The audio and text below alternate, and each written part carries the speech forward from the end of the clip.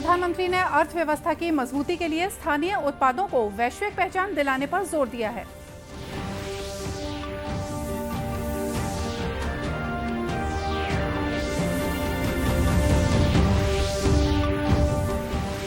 देश में अब तक 183 करोड़ से ज्यादा कोविड रोधी टीके लगाए जा चुके हैं।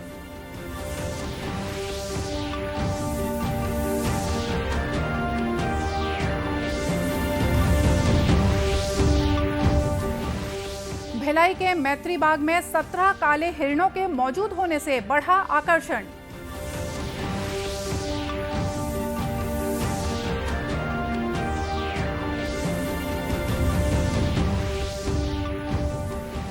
और कोरिया के झुमका बांध क्षेत्र को बनाया जा रहा है आकर्षक पर्यटन केंद्र। बोट क्लब पर किए जा रहे हैं सुरक्षा के पुख्ता इंतजाम।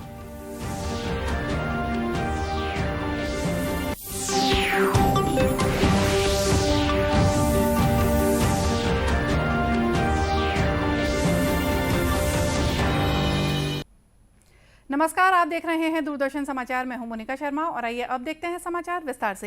प्रधानमंत्री नरेंद्र मोदी ने अर्थव्यवस्था की मजबूती के लिए स्थानीय उत्पादों को वैश्विक पहचान दिलाने पर जोर दिया है।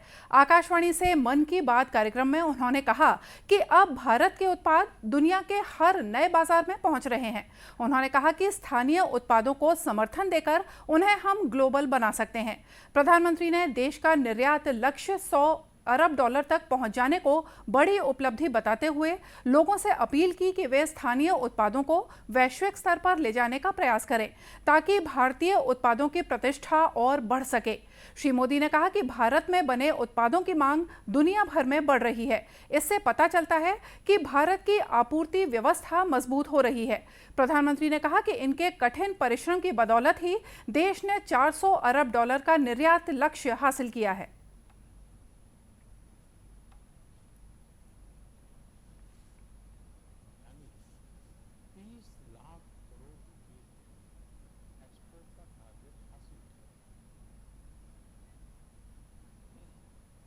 ये अर्थव्यवस्था से जुड़ी बात है, लेकिन ये अर्थव्यवस्था से भी ज्यादा भारत के सामर्थ्य, भारत के पोटेंशियल से जुड़ी बात है। एक समय में भारत से एक्सपोर्ट का आंकड़ा कभी 100 बिलियन, कभी 150 बिलियन, कभी 200 बिलियन तक हुआ करता था।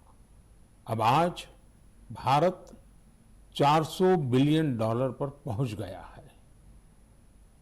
इसका एक मतलब ये कि दुनिया भर में भारत में बनी चीजों की डिमांड बढ़ रही है।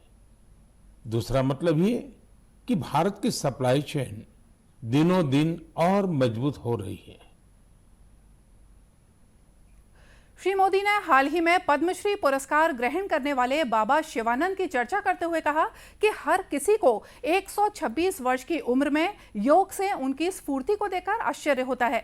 उन्होंने कहा कि उम्र के इस पड़ाव पर उनकी फिटनेस आज देश में चर्चा का विषय है। श्री मोदी ने कहा कि बाबा शिवानंद का जीवन हम सभी को स्वस्थ जीवन शैली को अपनाने की प्रेरणा देता है।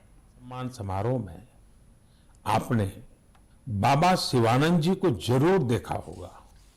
126 साल के बुजुर्ग की फुर्ती देखकर मेरी तरह हर कोई हैरान हो गया होगा। और मैंने देखा पलक झपकते ही वो नंदी मुद्रा में प्रणाम करने लगे। मैंने भी बाबा शिवानंद जी को झुककर बार बार प्रणाम किया। 126 वर्ष की आयु और बाबा शिवानंद की फिटनेस दोनों आज देश में चर्चा का विषय है। मैंने सोशल मीडिया पर कई लोगों का कमेंट देखा कि बाबा शिवानंद अपनी उम्र से 4 गुना कम आयु से भी ज्यादा फिट है। वाकई बाबा शिवानंद का जीवन हम सभी को प्रेरित करने वाला है। प्रधानमंत्री ने जल संरक्षण के विषय में कहा कि हमें जल की प्रत्येक बूंद के संरक्षण का संकल्प लेना होगा। उन्होंने कहा कि जल के दोबारा उपयोग पर भी जोर दिए जाने की जरूरत है। श्री मोदी ने कहा कि आने वाले दिनों में कई त्योहार होंगे और नवरात्रि भी शीघ्र ही आने वाली है। उन्होंने आशा व्यक्त की कि इन त्योहारों से देश की विविधता को बल मिलेगा। राष्ट्रव्यापी टीकाकरण अभियान के अंतर्गत देश में अब तक 183 करोड़ 16 लाख से ज्यादा कोविड रोधी टीके लगाए जा चुके हैं। स्वास्थ्य मंत्रालय ने कहा है कि कल 26 लाख से ज्यादा टीके लगाए गए। अब तक 12 से 14 वर्ष आयु वर्ग के बच्चों को 1 करोड़ 20 लाख से ज्यादा टीके लगाए जा चुके हैं। मंत्रालय ने बताया कि स्वास्थ्य कर्मियों और 60 वर्ष से अधिक उम्र के वरिष्ठ नागरिकों को अब तक 2 करोड़ 25 लाख से ज्यादा एहतियाती टीके लगाए जा चुके हैं। वहीं 15 से 18 वर्ष के आयु वर्ग को अभी तक 5 करोड़ 68 लाख से ज्यादा टीकों की पहली डोज दी जा चुकी है। इसके अलावा करीब 3.25 करोड़ टीके दूसरी डोज के रूप में लगाए जा चुके हैं। कल 1400 लोगों में कोविड संक्रमण की पुष्टि हुई और 1800 से ज्यादा रोगी संक्रमण मुक्त हुए। इस समय 16,000 से ज्यादा संक्रमित उपचाराधीन हैं। इस बीच छत्तीसगढ़ कोरोना संक्रमण बहुत कम हो गया है। कल करीब 9,000 सैंपलों की जांच में केवल 12 व्यक्ति संक्रमित पाए गए हैं। कोरोना संक्रमण को न्यूनतम स्तर पर लाने के लिए प्रदेश में टीकाकरण भी तेज गति से चल रहा है। अब तक प्रदेश में 1.25 करोड़ से कुछ ज्यादा लोगों को कोविड टीकों की दोनों खुराकें दी जा चुकी हैं। वहीं 18 वर्ष से अधिक उम्र के लगभग 85% लोगों को टीका लग चुका है, जबकि 15 से 18 वर्ष के करीब 47% किशोरों को दोनों डोज की दवा दी जा चुकी है।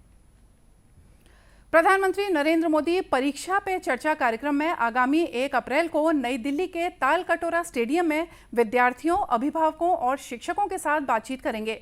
श्री मोदी तनाव मुक्त परीक्षा के बारे में अपने विचार रखेंगे। अपने ट्वीट संदेश में श्री मोदी ने परीक्षा योद्धाओं, अभिभावकों और शिक्षकों से इस वर्ष के परीक्षा पे चर्चा कार्यक्रम में शामिल होने के लिए कहा है। इस कार्यक्रम में शामिल होने के लिए कक्षा 9वीं से 12वीं के विद्यार्थियों, शिक्षकों और अभिभावकों का चयन ऑनलाइन प्रतियोगिता के माध्यम से किया जाता है। भिलाई के मैत्री बाग में 17 काले हिरणों के मौजूद होने से इनका आकर्षण काफी बढ़ गया है। गौरतलब है कि देश के वनों के सिमटने और अवैध शिकार की घटनाओं के कारण संरक्षित प्रजाति के काले हिरणों की संख्या तेजी से कम होती जा रही है। विलुप्त प्राय काले हिरण सामान्य हिरणों से अलग होते हैं। इनके संरक्षण और संवर्धन के लिए किए जा रहे विशेष प्रयासों, अनुकूल जलवायु और बेहतर देखभाल के चलते पिछले 10 सालों में इनकी संख्या 17 हो गई है। वर्ष 2011 में बोकारो जू से लाए गए 2 जोड़ी काले हिरणों की संख्या तेजी से बढ़ी है। मैत्री बाग के प्रभारी डॉक्टर नवीन जैन बताते हैं कि वनों की तुलना में चिड़ियाघर में कृष्ण मृगों की सुरक्षा और देखरेख बेहतर होने से उनका जीवन काल ज्यादा होता है। अच्छी देखभाल और अनुकूल जलवायु के कारण मैत्री बाग इस दुर्लभ प्रजाति के काले हिरणों के लिए आदर्श ठिकाना साबित हो रहा है। अच्छे रखरखाव, खान पान के कारण इनकी संख्या बढ़ के अभी 17 हो गई है और वाकई में इनके लिए हमें संरक्षण के लिए बहुत मेहनत करनी पड़ती है। इनके खान पान पर विशेष ध्यान देना पड़ता है। इनको खाने में हम विशेषकर मक्का, चोकर, ग्राम सोक्ड, लिनसीड ये सब मिला के दिया जाता है। साथ साथ में हरी घास दी जाती है। इनके रखाव के लिए हमारे जो जू कर्मचारी हैं दिन रात देखभाल करते हैं और जिनके प्रयास के बाद ही हमारे यहाँ धीरे धीरे इनकी संख्या बढ़ती जा रही है। दुर्ग जिले के वन मंडलाधिकारी शशि कुमार ने बताया कि भिलाई के मैत्री बाग में हिरणों की औसत आयु से ज्यादा जीवन काल होने की वजह सुरक्षा, खानपान और बेहतर उपचार भी हैं। उन्होंने बताया कि काले हिरण की कृष्ण मृग और कस्तूरी मृग के नाम से भी जाना जाता है। ब्लैक बक पंजाब से लेकर कन्याकुमारी, गुजरात से लेकर असम के प्लेन तक पाए जाते हैं। बेसिकली काला हिरन वहाँ पे पाया जाएगा जहाँ पे बढ़िया बहुत ही अच्छा ग्रासलैंड हो, पानी की अवेलेबिलिटी हो। ये घने जंगल का पशु नहीं है। ये जहाँ पे जंगल और ग्रासलैंड के जो मिड एरियाज हैं वहाँ पे पाए जाते हैं। फुटहिल्स, हिमालयंस के फुटहिल्स में पाए जाते हैं। और अभी अगर देखा जाए तो काले हिरन बहुत सारे प्रोटेक्टेड एरियाज़ में काफ़ी संख्या में हैं। जैसे अगर आप कान्हा जाएंगे तो वहाँ आपको काला हिरन, ब्लैक बक बिल्कुल दिखेगा। इन काले हिरणों को देखने के लिए बड़ी संख्या में हर दिन लोग मैत्री बाग आ रहे हैं। कोरिया जिला मुख्यालय बैकुंठपुर स्थित प्रसिद्ध पर्यटक स्थल झुमका बोट क्लब आकर्षण का केंद्र बन चुका है।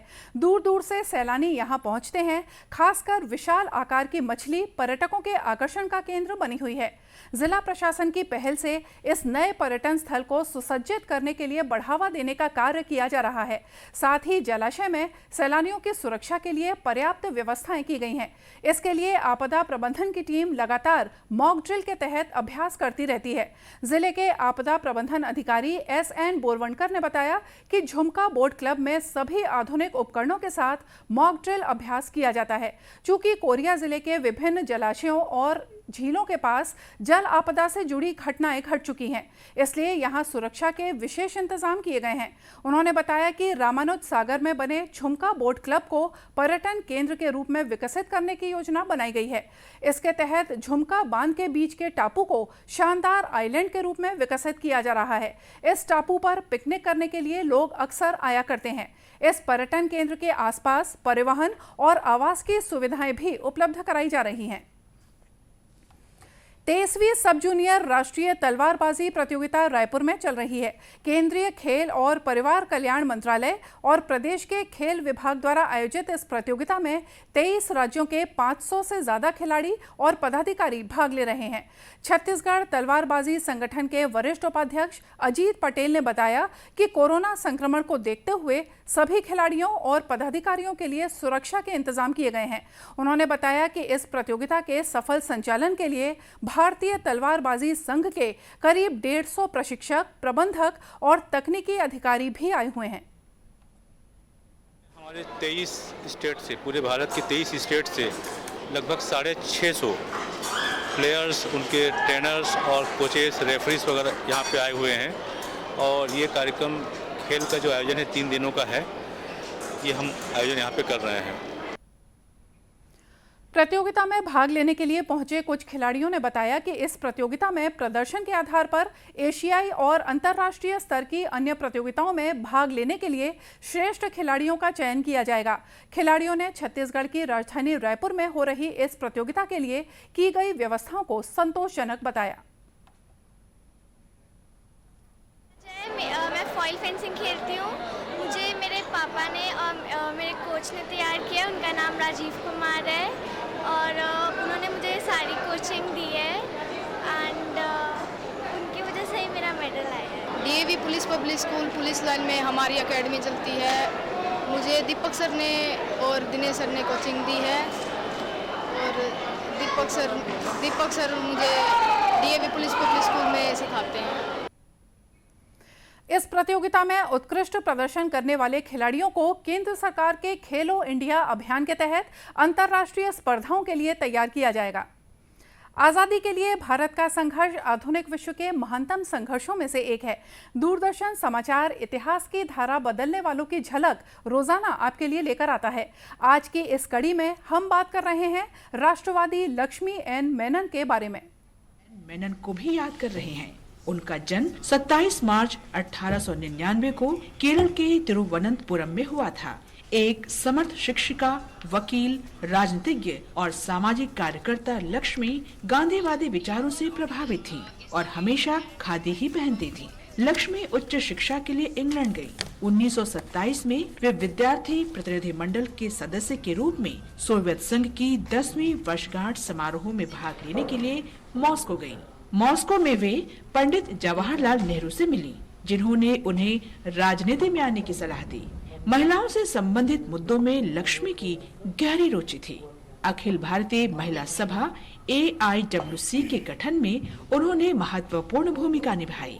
1948 और 1950 में लक्ष्मी को महिलाओं की स्थिति पर गठित संयुक्त राष्ट्र समिति के लिए मनोनीत किया गया और वे संयुक्त राष्ट्र महासभा में भारतीय प्रतिनिधिमंडल की प्रमुख रहीं।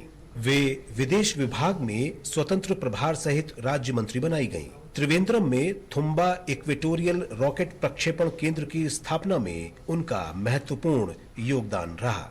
उन्होंने भारत की विदेश नीति को आकार देने में अहम भूमिका निभाई। जब चीन ने भारत पर आक्रमण किया तो उन्होंने वैश्विक समुदाय के समक्ष भारत की स्थिति स्पष्ट करने के लिए एक दूत के रूप में अनेक देशों की यात्राएं की। केरल में भारतीय अंतरिक्ष अनुसंधान संगठन इसरो की स्थापना में भी उनका योगदान था। 1967 में राजनीतिक गतिविधियों से अवकाश लेने के बाद लक्ष्मी मेनन ने सामाजिक कार्य और लेखन की ओर रुख किया। लक्ष्मी मेनन को उनकी निस्वार्थ सेवाओं के लिए पद्मश्री सहित अनेक पुरस्कारों से सम्मानित किया गया। 30 नवंबर 1990 को उनका निधन हो गया। भारत की इस महान सुपुत्री को हमारा भावभीना नमन।